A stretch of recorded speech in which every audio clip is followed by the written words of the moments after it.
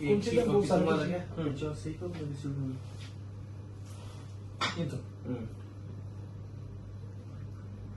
बस अजून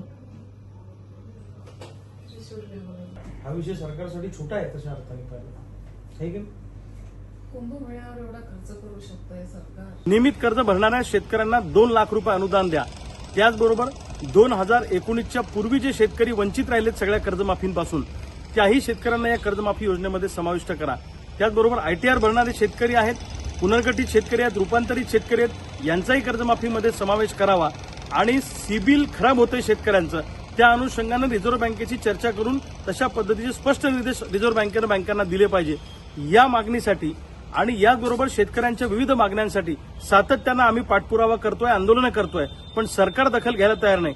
म्हणून 27 ऑगस्ट 2024ला सकाळी 10 वाजता आम्ही मुंबईच्या मंत्रालयासमोर शासकीय मंत्र्यांच्या बंगल्याचा आणि शासकीय वाहनांचा लिलाव करून प्रतिकात्मक आंदोलन करणार आहोत की हे सगळे शासकीय बंगले विका, यातले पैसे कर्जमाफीसाठी वापरा, असं आमचं सगळ्या शेतकऱ्यांचं म्हणणं आहे। या पार्श्वभूमीवर मला बुलढाणा पोलिसांनी काल नोटीस दिली आहे। त्यांनी सांगितलं की तुम्ही आंदोलन केलं तर तुमच्यावर अशा पद्धतीची कारवाई करू, तशी करू।